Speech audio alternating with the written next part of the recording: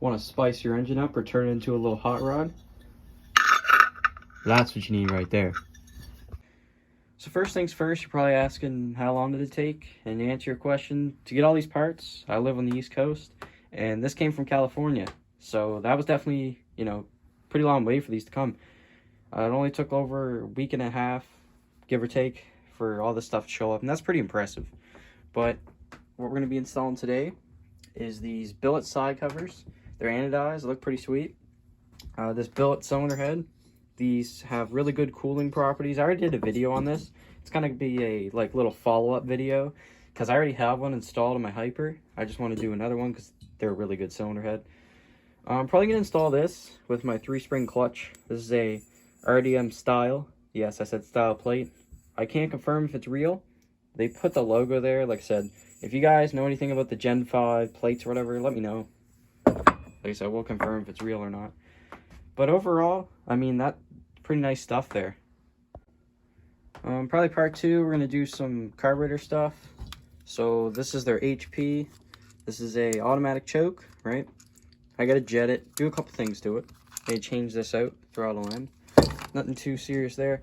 Then we have our throttle grips and the kill switch.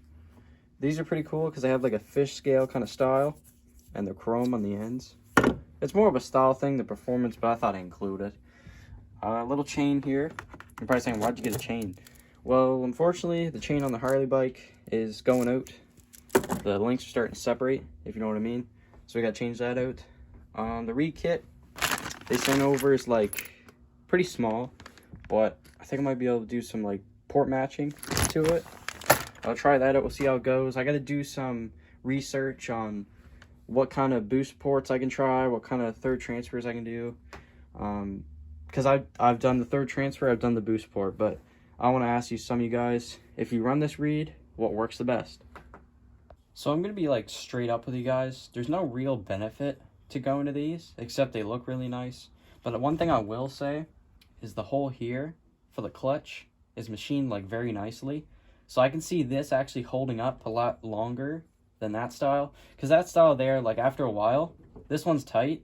But I've had ones where you can actually move this arm back and forth. So this one should last a lot longer.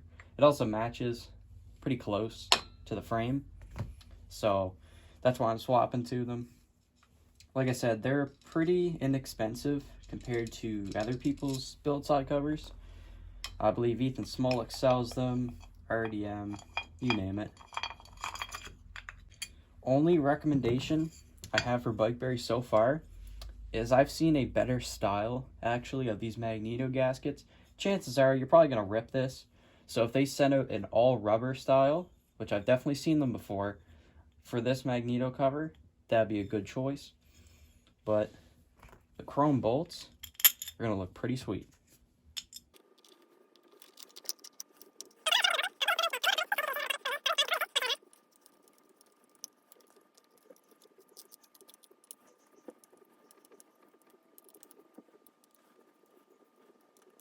Alright, that looks pretty sweet. Now we're going to do the clutch.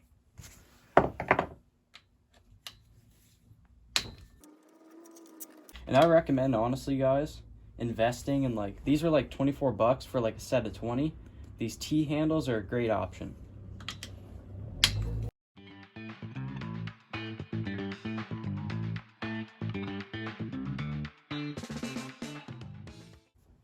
So we got those 3 bolts off. Feel free to re-grease this, but this has tons of grease on it. So I'm just going to swap it in. And look at that. Super tight tolerance.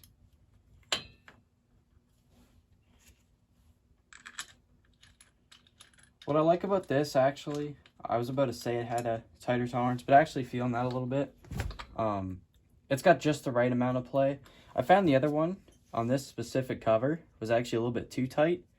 So what was happening is I was getting metal shavings in here. And that's why this grease is so fresh, because I actually had to change it. So it's got good tolerances, like as far as being tight enough, but it's also not like too tight to where it starts, shaving off metal inside your clutch assembly. And that would prematurely actually wear out your bucking arm and your ball bearing.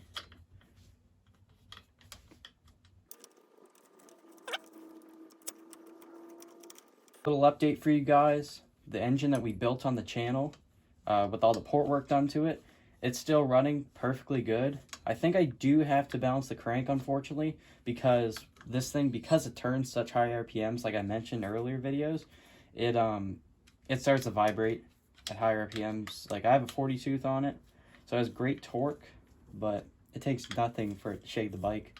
So I'll probably be actually, you know what, now that I think upon that, I've never done a video where I've actually shown how I balance cranks. So I think that's a really good video choice, because I've done it on my military bike and I've done it on my Minarelli, and those two bikes run ridiculously smooth. Some people use scales to like weigh their cranks and do it really professionally. There's nothing wrong with that, but honestly, truing your crank and drilling a couple of holes on each side is pretty much going to do the trick. In case you're wondering, the Minarelli has 15 millimeters deep, 1/2 inch wide, one hole on each side, so that'd be 3 total. And there's other styles where there's 5 on each side. I've tried both, and honestly, in my experience, the 3 hole on each side is the way to go. But there's our side covers, and they look pretty cool. We'll do the other side. So whenever I install a clutch plate, I always like to get a bit of brake clean and clean off the surface. Reason being is they put a little bit of oil on it from the factory, which in turn would actually slip your clutch. So that looks pretty good to me, but we're going to put on this bike. Reason being, I was initially going to put on one of my 3-spring builds, but the problem with that is I would have to enlarge this hole so that it fits my 3-spring design. And I really don't want to cut into this because it's a very nice billet piece. So what I'm going to do is just install it onto this. That way it'll be under this gasket and the cover, and hopefully it won't rust up on me. I'll let you guys know in the future how it holds up. Getting the clutch cover off here.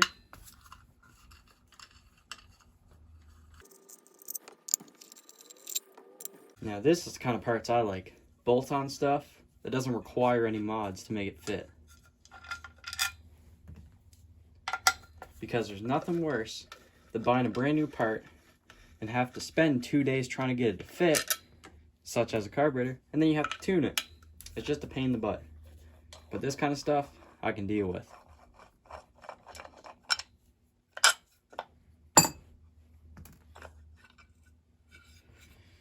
So here's our old cover. It's got a little bit of clutch pad dust. That's to be expected. Has a lot of miles on it. Get our set screw removed. That was a little bit loose. A little bit concerned about that. A little tip for y'all. If your clutch, after doing like everything in the book, is still slipping, there's a very high chance that this screw right here could actually be bottoming out and hitting the backside of that, so your plate doesn't set down all the way. That's something to watch out for. On the 3-spring clutches, I've had the little back nut, I've had to shave that down because it wouldn't let the plate set down. There's some stuff you have to think outside the box with these motorized bike kits, and that's definitely one of them. What I'm going to be doing now to get this flower nut off is I'm going to be pulling in the clutch lever, and that's going to make it thread off easier. Watch this.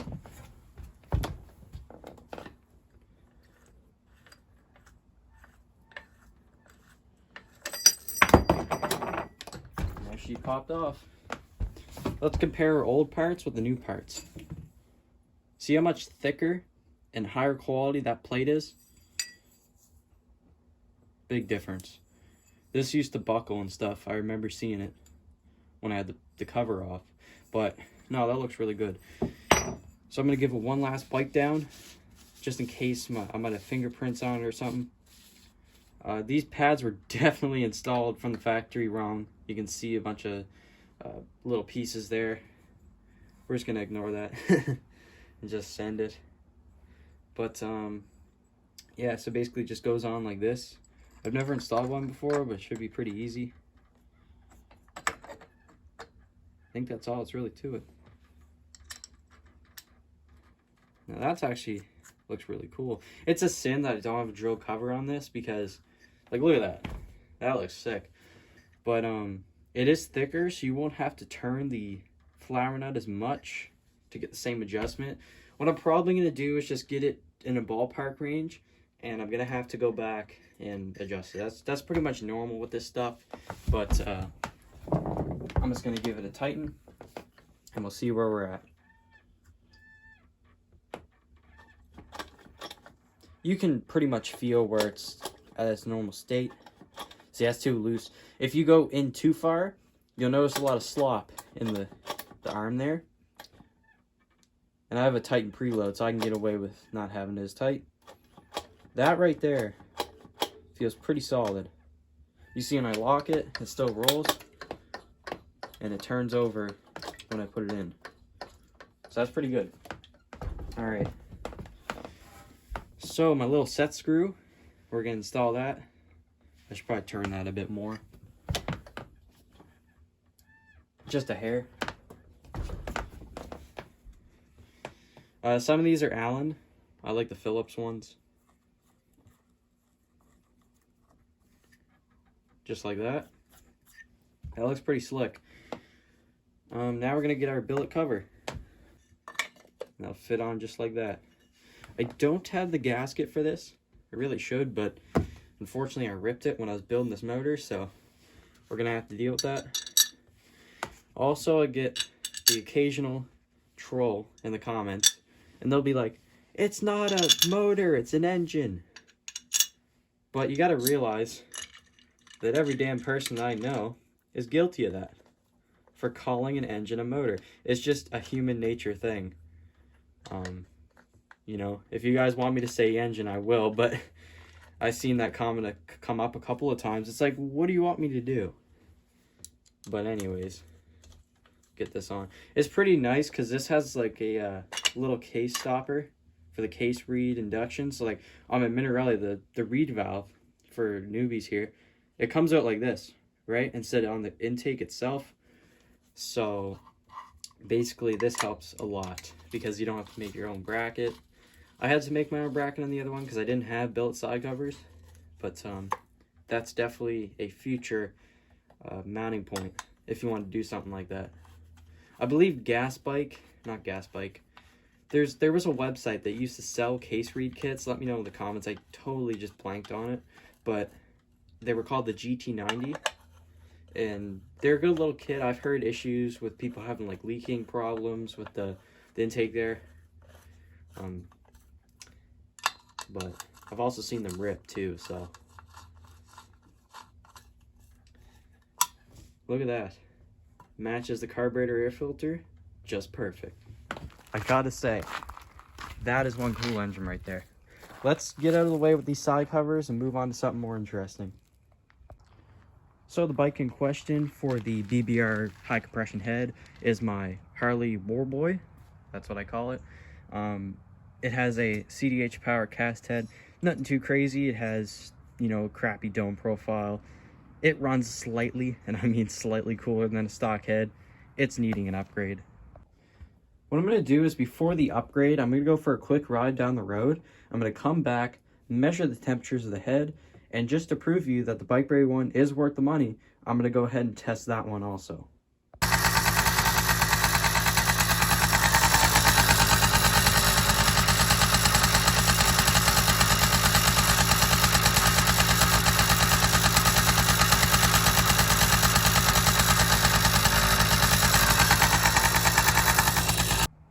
So as you saw, the temps are around 220-ish. I only went for like a 3 to 4 mile ride, just to give you a basic principle of how hot it gets. This engine's usually up to about 240 at fully operating temp in summer and winter, so that pretty much gives you an idea of how this cylinder head runs.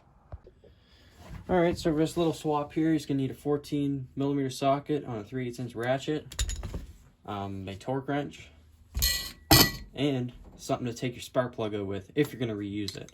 This specific head, unfortunately, this plug is really in there, so I'm not going to be able to get it out unless I want to like damage something. So I just borrowed one of my B6 HS's. I had plenty of them laying around, so that's what I used.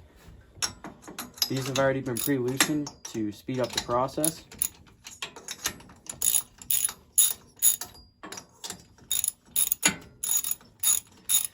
And you can take your engine apart once you can do this, right? Like I just went for a ride not too long ago, but if you can touch it all over like that, you're not going to warp anything. I've had this actually happen before where I took the engine apart when it was like 200 degrees Fahrenheit. Not a good idea. I was very new to this hobby at the time, and I warped the surfaces. So you have to watch out for that kind of stuff. But yeah, like I said, this head isn't really that good. I don't recommend buying it. Just save your money. It's just like an exhaust. I mean, this one I can't say nothing bad about because it's really good torque.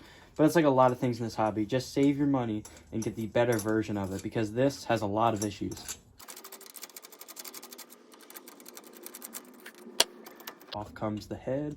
I may need to loosen the exhaust to get the other one on. I actually had to do that in the past. So you can see it's hitting. So what you do is get your 5mm Allen wrench and back off these bolts. You don't have to take them out, but just back them off. And this, luckily, this exhaust gasket, knock on wood, has been sealing really good. Has a little bit of ultra copper on it. Love that stuff. Everybody says to use Moto Seal and Ultra Gray. Guys, that's not made for your header. So, you know, that's just my take on it, but there we go. Just like that. So here's the main difference. Look at that. Super huge combustion chamber versus a nice tight squish combustion chamber. This, like I said, is going to have higher compression, whereas this right here is not going to run very good at all. This probably has, what, 8 cc's? This is only 6. So let that sink in. Once again, this cylinder head is good for like those little 49mm kits because this is so large that with the piston it kind of evens out, but I don't recommend running them. Also, you can only go so far with compression, right? Like this one here is when I put this on, it'll probably have in the neighborhood of 120 pounds. You're probably saying that's not enough. You know, you look on your gauge and that's almost in the red zone. When you start running 130, 140, 150 pounds of pressure in your cylinder, you risk ruining these cheap bearings that are in these engines. Not the crank bearings, the big end of the bearing and the wrist pin bearing. Those two bearings are not designed for those high compression ratios, and it's just not recommended. So if you want to like increase your compression, you can deck this down to 1mm. I wouldn't go past that because 0.8, 0.6, that is just way too tight of a tolerance for the cheap engines. Stick with either putting on one of these heads or for free you can deck that down. Head gasket, you just want to look for any kind of cracks or any kind of mess ups in it. It looks fine. I'm just wiping off some of the stuff that could be on it. I'm going to go get a paper towel, clean out the cylinder. If you're ever taking off a head, be sure to put it at top dead center. So if any metal comes off these threads, you can catch it easier. I really should have done that, but it is what it is. I just cleaned her out good. I used to oil them up, but there's no point. It burns out anyways. But it looks pretty good to me. Cylinder walls look really good. No scoring, nothing like that. Looks awesome. You'll find a lot of iron sleeves have scoring. That's because people don't know how to break them in properly, believe it or not.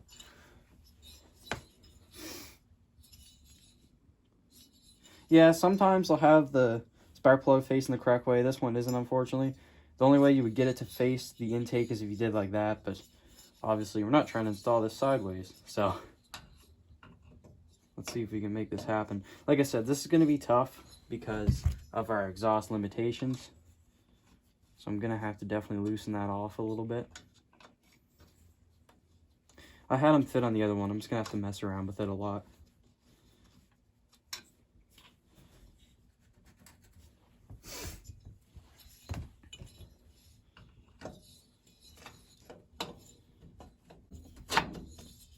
There we go. That looks pretty slick. My hardware for this, I should really upgrade it. It's super rusty. What I'm probably going to do is just soak it in some WD-40 because this head looks too nice to put this rusty old crap back on it.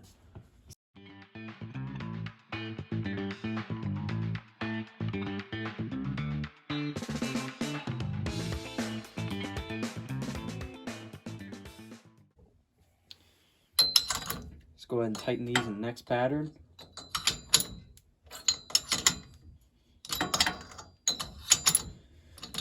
So here's the thing. This cylinder head differs from a lot that you're going to see on the market.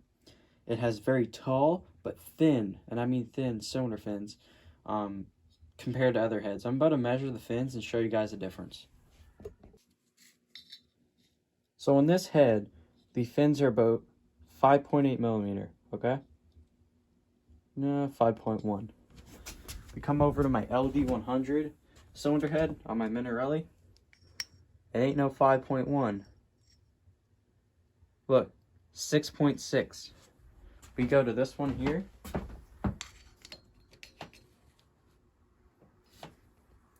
$5.8.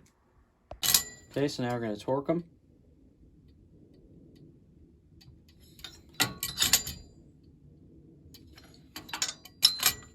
And you guys can't really see the gauge, but you basically just go to 12. Some people go to only 8. Do whatever's comfortable for you. I prefer 12. I find when you do with 8, you have to go back and tighten them a lot. And I'm just not a big fan of that. There you go. So that bad boy's all on. It looks like I have to change the end of my spark plug, but then she should be good to go.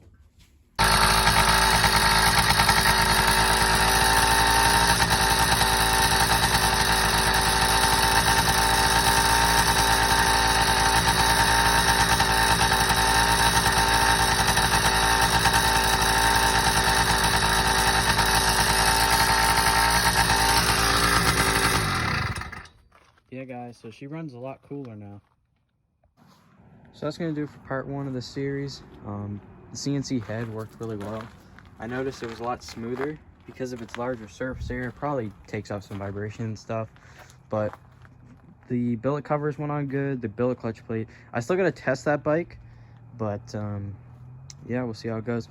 This, like I said, very pleased with. I was going to put the reed valve on it and do all this in one episode, but the thing with that is this is my daily. I want it to be, you know, a relatively reliable type of situation. The more parts you add to a mechanical, you know, thing, you're gonna have more issues. So I think the reed valve is good for one of my more performance oriented bikes, but we'll see how it goes. Like I said, we'll look into that all in part 2, but that's gonna do it for today's video. If you guys enjoyed, leave me a little line down below in the comments, and I'll catch you guys in the next one.